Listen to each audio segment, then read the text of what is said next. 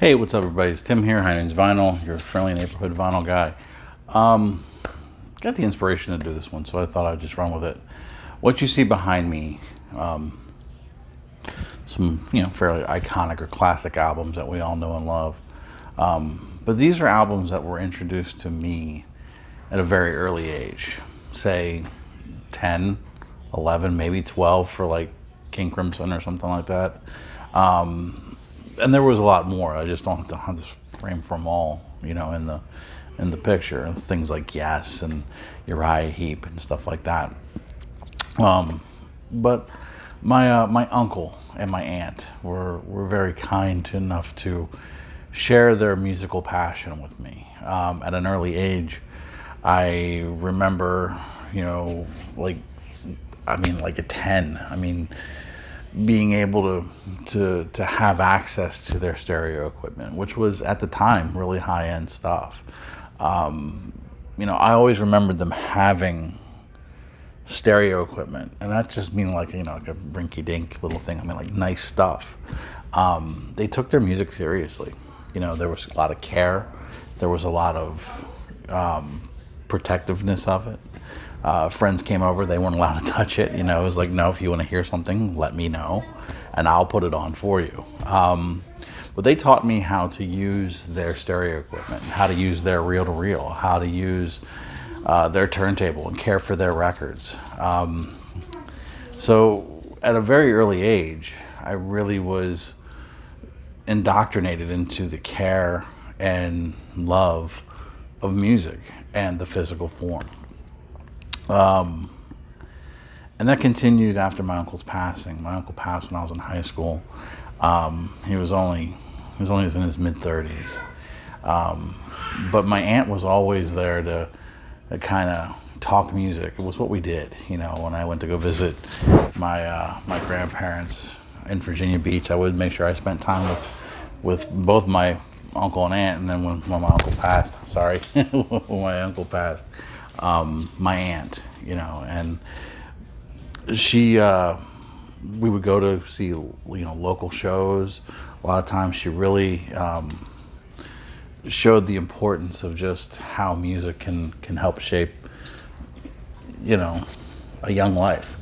I always had a little bit of an ear for music, even at an early age, like even when I was like a toddler. But my mom wasn't the one to cultivate that. I just wasn't into it. Listening to the radio was fine. She had some of her favorites that she had, but it wasn't a big enough deal to her. I remember even as young as like 7, playing with Legos in my room, when you build your own ideas of Legos and stuff, and I would build a house, and I would specifically put in there a spot for the stereo, the stereo equipment and the records and stuff like that. So, and that was all stemming from what was shown to me by my aunt and my uncle.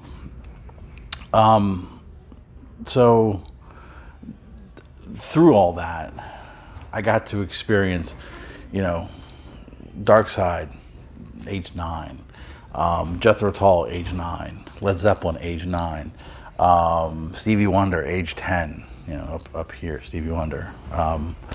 My uncle was a huge Janis Joplin fan. Hendrix. I learned about Hendrix when I was about 11 or 12. King Crimson. I'd already had Tull and Yes and all that stuff under my belt.